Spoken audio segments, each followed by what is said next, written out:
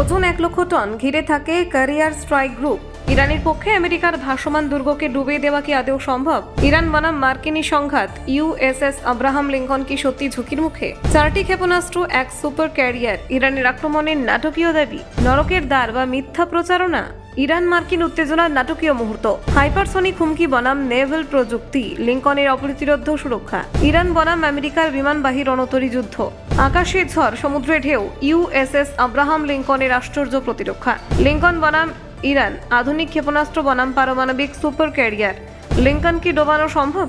ইরানের ক্ষেপণাস্ত্র বনাম যুক্তরাষ্ট্রের সুপার ক্যারিয়ার। দেখুন, ইরান ও যুক্তরাষ্ট্রের মধ্যেকার উত্তেজনা নতুন উচ্চতায় পৌঁছেছে।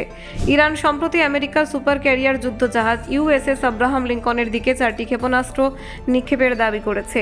এই ঘটনা এমন এক সময় ঘটছে যখন মধ্যপ্রাচ্যে ইসরায়েল এবং আমেরিকার যৌথ সামরিক অভিযান অপারেশন লায়ন্স বোর এবং অপারেশন এপেক ফিউরি তীব্র রূপ নিয়েছে। ইরানের রেভলিউশনারি গার্ড তাদের ক্ষেপণাস্ত্র হামলাকে প্রতিশোধের অংশ হিসেবে উল্লেখ করেছে। তারা হুঁশিয়ারি দিয়ে জানিয়েছে যে আমেরিকা ও ইসরায়েলকে তাদের আক্রমণের জন্য দায়ী করা হবে। তেহরান দাবি করেছে আগামী সময়ে তাদের হামলায় যুক্তরাষ্ট্র এবং ইসরায়েলের জাহাজ ও স্থলভাগে বড় ধরনের ক্ষতি হবে। মার্কিন সামরিক কর্তারা এই দাবিকে মিথ্যে বলেছে। তারা নিশ্চিত করেছে যে ইরানের ক্ষেপণাস্ত্রগুলো লিঙ্কন যুদ্ধ জাহাজের নাগালের মধ্যেও পৌঁছায়নি। কোনো ধরনের আঘাতের চিহ্নও দেখা যায়নি। ইউএসএস আব্রাহাম লিঙ্কন বিশ্বের অন্যতম শক্তিশালী বিমানবাহী রণতরী।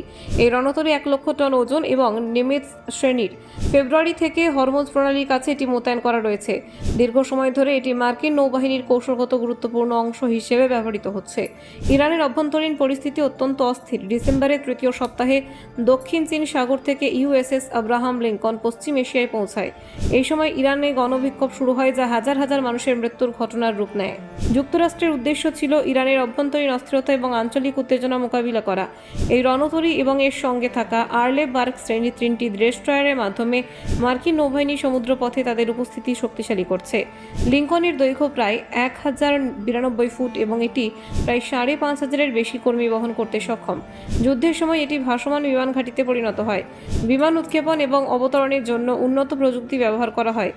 FA-18 super Hornet, F-35C lightning এবং MH-6 হেলিকপ্টার এই রণতরীতে মোতায়েন থাকে। এছাড়াও নজরদারি এবং আক্রমণাত্মক কার্যক্রম চালানোর জন্য বিভিন্ন যুদ্ধ বিমান ব্যবহার করা হয়। লিঙ্কন একা চলাচল করে না, এটি সর্বদা একটি ক্যারিয়ার স্ট্রাইক গ্রুপ এর সঙ্গে থাকে। এই গ্রুপে ডেস্ট্রয়ার এবং ক্রুজার থাকে, যা রাডার এবং ক্ষেপণাস্ত্র প্রতিরক্ষা ব্যবস্থায় সজ্জিত। ডেস্ট্রয়ারগুলোতে প্রায় 90টি ক্ষেপণাস্ত্র থাকে। এজিস সিস্টেম, SM-6 ইন্টারসেপ্টর এবং অন্যান্য প্রতিরক্ষা ব্যবস্থা শত্রু আক্রমণ প্রতিহত করতে সক্ষম। এই ব্যবস্থাগুলো লিঙ্কনকে শক্তিশালী প্রতিরক্ষামূলক বলয় প্রদান করে। পরমাণু শক্তিচালিত লিঙ্কন দীর্ঘ সময় সমুদ্রে টহল দিতে পারে। ঘন্টায় প্রায় 55 কিলোমিটার গতিতে এটি চলাচল করতে সক্ষম। প্রতিরক্ষা বিশেষজ্ঞরা মনে করেন এটি আধুনিক যুদ্ধ কৌশলে একটি বড় সুবিধা প্রদান করে। Bureau report, Bangla digital TV.